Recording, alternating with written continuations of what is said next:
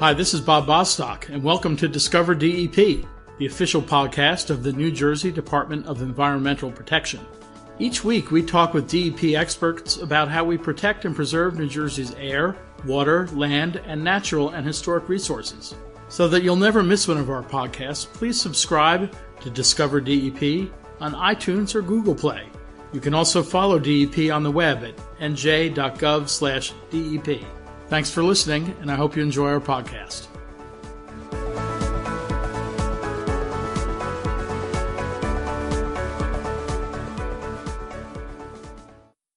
Hi, this is Bob Bostock, and welcome to another edition of Discover DEP. Today we are joined by Victor Poretti and Rob Newby from DEP's Division of Water Monitoring and Standards and Division of Science, Research, and Environmental Health. They are here to talk with us about freshwater cyanobacterial harmful algal blooms, better known as CyanoHABs. Cyanobacteria are naturally present in lakes and streams in low numbers. However, under suitable environmental conditions, they can form dense blooms, which can pose a hazard to fish, wildlife, and even human beings. So we are glad to have both of them here today to share some information about these naturally occurring blooms and how they occur, some of the background, and what people can do to make sure that there are those blooms present for a little while in a water body near them, that they avoid contact with it. So gentlemen, thank you so much for joining us today. Well, thanks for having us. Vic, let me start with you. What are harmful algal blooms, or HABs, and how do they differ kind of from the regular green algae you sometimes see in a water body? Harmful algal blooms are actually not algae, they're a bacteria. They're called cyanobacteria, and they mimic algae because they have chlorophyll pigment in their cells and they perform photosynthesis like an algae. What makes them different is that they produce toxins which can be harmful to humans and animals. So why do they produce these toxins? Is it a defense mechanism or just part of their biology? So the toxin actually is part of their biology. The theory behind it is that they use these toxins as part of their way of acquiring some nutrients. So the toxins can either be released from the cell or can be kept inside the cell. So when you say they use it to get nutrients, what do they do? Nutrients are floating around and they kind of hit it with a toxin and then it dies and they can eat it? They will incorporate like nitrogen or phosphorus or sulfur into these compounds. Oh, okay. An interesting little critter, I guess. Very interesting. Microscopic individually? Yes. But together, they can make for quite a mass. Yes. So when you see one of these masses on a lake, and they can be pretty big, it must have billions of these little things together. It really depends on the species. Mm-hmm. So there are 3 different types that we sort of categorize. There are filamentous, that's the most common type that we've seen so far in New Jersey. Anabena is the type that we've seen so far. Those are filamentous, so they are unicellular, but they grow together as sort of chains. There are unicellular, which are individuals, as well as colonial, which is the type that I believe, Bob, that you're referring to, where they can kind of congregate together and they can grow as very large congregates. Mm. Yeah, it looks like a rave or something going Correct. on. Yeah. Yep. Are they widespread here in New Jersey or throughout the nation? How frequently are they found and where are they found? EPA states that there's widespread agreement in the scientific community that they are increasing in occurrences nationwide and throughout the world. In New Jersey, since we've released our recreational HAB strategy, and of course we've had more reports than in previous years, but right now we don't know if that's because of more awareness or because of more occurrences throughout the state. What's important is that we're monitoring this now. We'll know in time whether there is an increased occurrence within the state. And are there any theories as to why they seem to be increasing in frequency and why they seem to be more widespread than we've known in the past? It's usually due to human factors. Increased nutrient loads from stormwater runoff is a major factor. Is nitrogen particularly one of those nutrients that really feeds them? Nitrogen is one. Phosphorus is the factor that allows them to grow, allows any algae to grow. And what makes the cyanobacteria outcompete like your normal green algae is the nitrogen. They could use the phosphorus and also use the little trace amounts of nitrogen in the water to outcompete green algae. And the nitrogen and phosphorus generally get in the water through runoff from fertilizers. Is that correct? That could be one avenue. Failing septics. Could be waterfowl such as geese that can introduce nutrients into the water. This brings up the whole point of non-point source pollution, which is when things are introduced into the water body through runoff. They may be a mile away. Somebody may have fertilized their lawn just before it rained, and the fertilizer gets washed into the storm drain, or they may have changed the oil in their car in the driveway, and some of the oil dripped, and that gets rained and put into the storm sewer systems, which eventually make their way to rivers, lakes, and streams and cause this non-point source pollution. I was interested to learn some years ago that this was in the early 2000s, that every 9 months as much oil is introduced into America's coastal waters through non-point source pollution as was spilled in the Exxon Valdez. So that's kind of a sobering thing. And certainly here at DEP, we are very focused on non-point source pollution. The commissioner and the governor just announced recently plans to address non-point source pollution in Barnegat Bay. But having gone off on that tangent, let's come back to the subject at hand. And those are the HABs. Now, how do you identify these HABs when they're in the water? Can you tell just by sight, or do you have to take some sort of microscopic examination, or how's that done? Well, by sight, they're called blue-green algae because of what they look like from just general visual observations. They could be bright, very bright green, like a neon green color. Traditionally, they could look like spilled blue paint. We have gotten calls of a paint spill, and it turned out to be a cyanobacteria. Having said that, if you see something like that, what we want to stress throughout this and throughout our strategy that we release is, if you see it, avoid it and report it. So that's the first step. If we do get a report, we will take samples to analyze it microscopically, and I'll let Rob take over from there. Yeah, Rob, tell us about the microscopic analysis of these algals. Sure. Like I had said, so following a collection, the second thing that we'll do is we will try to identify the species. The species that we've seen most common in New Jersey is Anabena, followed then by Microcystis. And if you've seen the news, Microcystis is one of the most common species that have plagued the United States. Microcystis was the species that caused the issue in Lake Erie. So that was the species of problem that caused the harmful algal bloom in 2015. What was that? What happened at Lake Erie? So 2015, the system in Toledo, Ohio, where the toxin microcystin was found in the drinking water. For 10 days, I believe, the entire system was completely shut down, so the residents were unable to consume, bathe, or recreate in the Great Lakes. In the Toledo area, that caused a huge issue, and then following from that point on, there was another issue in more recent times from Lake Okeechobee, I believe. That was another issue where Microcystis was another big problematic species. So Microcystis is another species that we find in New Jersey. And Rob pointed out about the drinking water concerns. Our strategy for responding and monitoring really deal with recreational water bodies. If there are concerns with actual finished drinking water, the New Jersey Geological and Water Survey handle drinking water concerns. They have their own emergency response plan for any kind of toxins in drinking water, including those caused by cyanobacteria. We haven't had any of those problems with our drinking water in New Jersey, have we? Not that I'm aware of, no. No. We probably would have heard about it if we had. I think so. Yeah, so that's a good sign. So what makes these things harmful? They're really tiny, microscopic creatures, so each one must not have a lot of toxin. I guess it's the volume of them that you can ingest.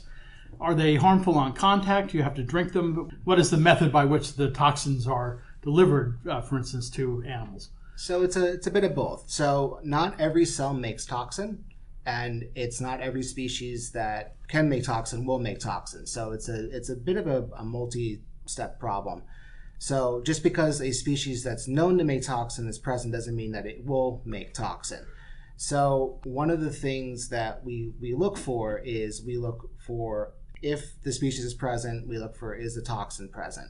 And we'll continually monitor to see if toxin does eventually show up.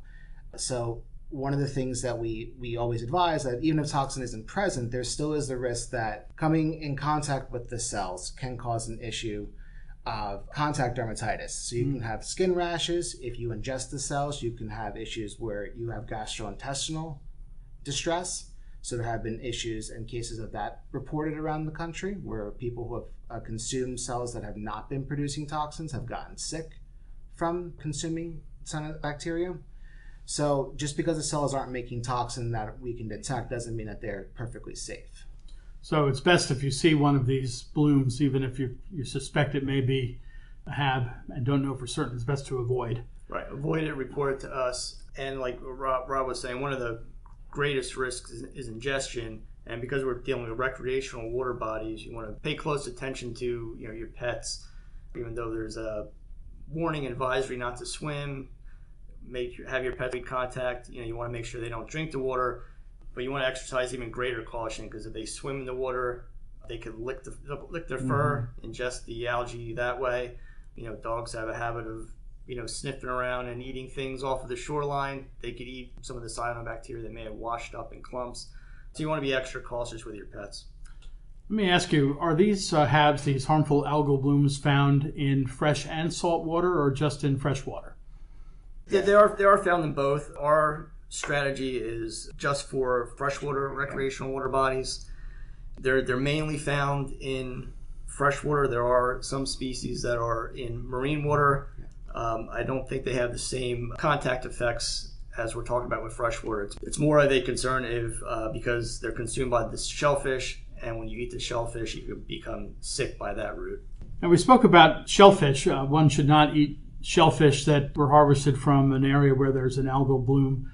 What about regular fish? If you're in a lake fishing and there's an algal bloom discovered in that lake, what's the best thing you should do with respect to any fish you might catch? If you suspect that there's a harmful algal bloom in a lake that you're fishing at, you should definitely not eat the fish. There's not a lot of evidence one way or the other about the harm in eating a fish that's in contact with a harmful algal bloom, but it's best to avoid consuming any fish during a bloom.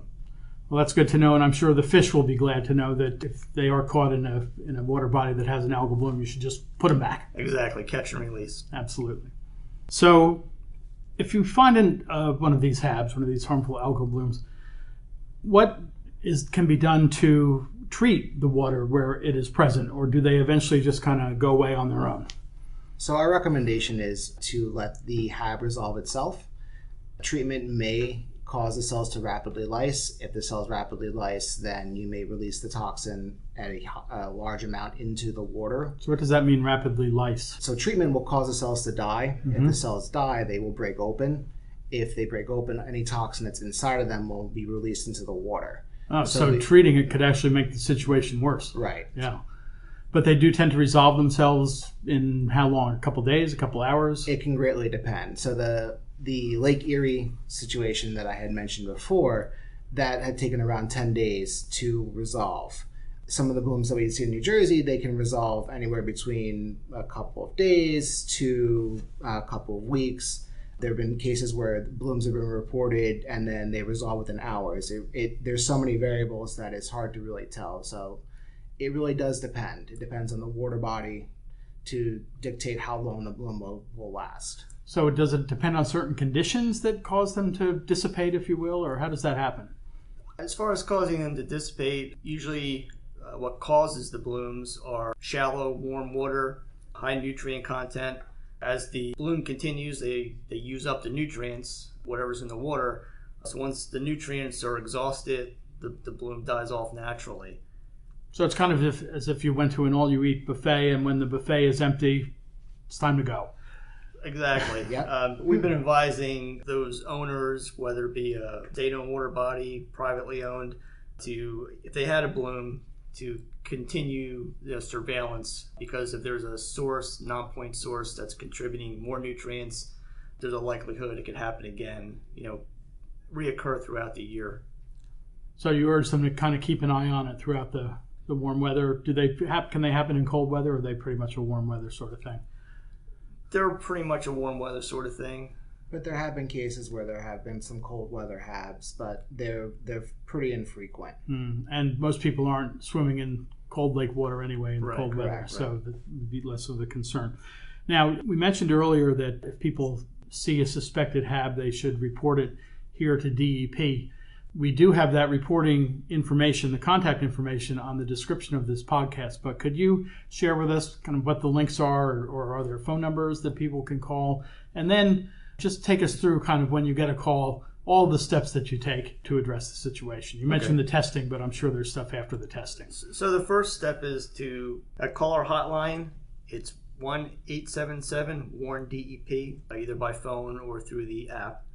The hotline contacts us and we respond. We'll determine whether it's a drinking water source, recreation, bathing beach, see what the potential risk is, and then we'll contact local entities. If it's a county-owned water body, we'll contact the county health departments. If it's a privately owned water body, we'll try to contact the owners of the property and try to assess the situation. We'll respond by sending samplers out to collect the sample, confirm whether it is indeed a HAB. We've gotten I'd say about 30% of the reports we've received so far turn out not to be HABs. But that means 70% are. Right, yeah. Exactly. So, we make that determination. Once we collect the sample, we confirm whether it truly is a HAB. There's a Division of Science, Research, and Environmental Health, which Rob is a part of. They develop risk thresholds for human health.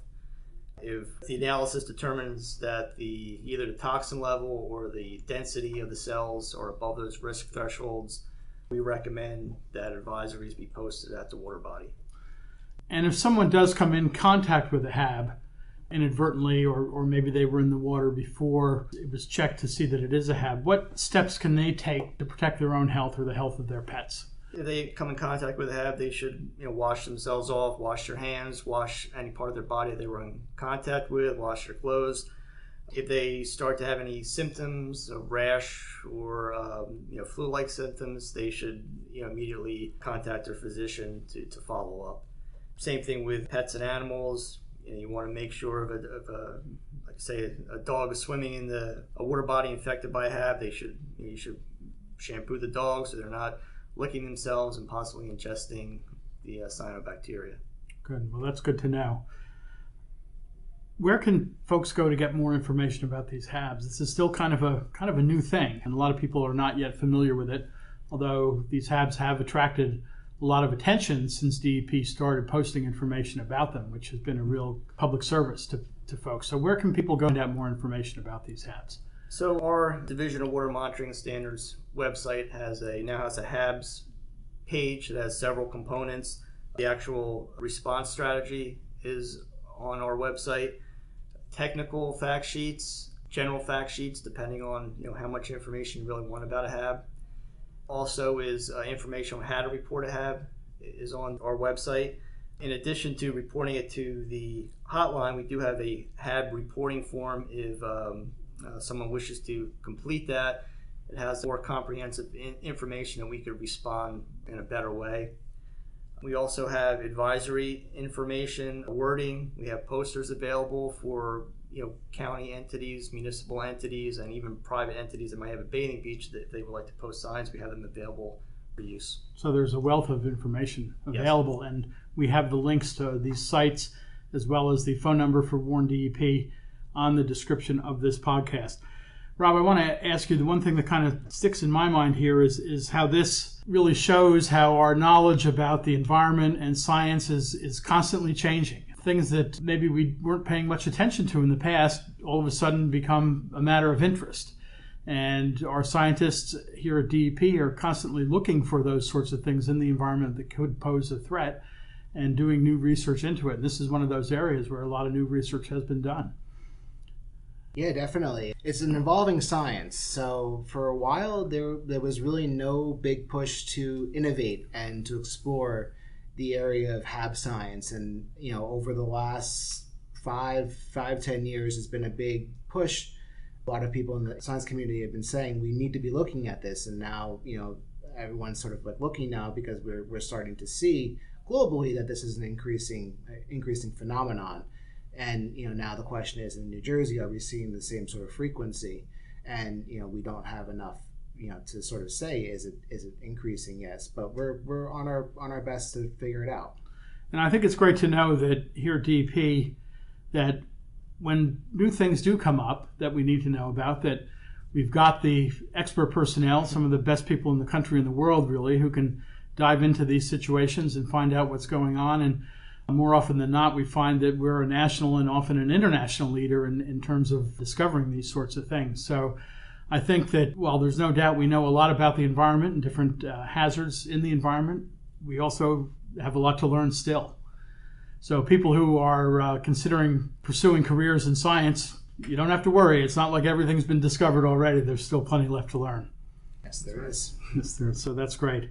Well, I want to thank both Victor Poretti and Rob Newby for being here today, taking time out of their schedules to be with us to talk about harmful algal blooms. It is something that has only recently come up to public attention, but it's good to know that the work is going in to keep people safe from coming in contact with these HABs and perhaps getting sick, or their pets getting sick, or other wildlife. So I really appreciate you taking the time to share this information with us. I urge everyone to visit the sites that are on the description of this podcast, where they can learn more about harmful algal blooms, how to recognize them, how to report one if you suspect there's one, and how to keep you and your pets safe from any harm should there be one in a water body that you like to frequent. So gentlemen, thank you very much. Thank you. Thank you. Appreciate it.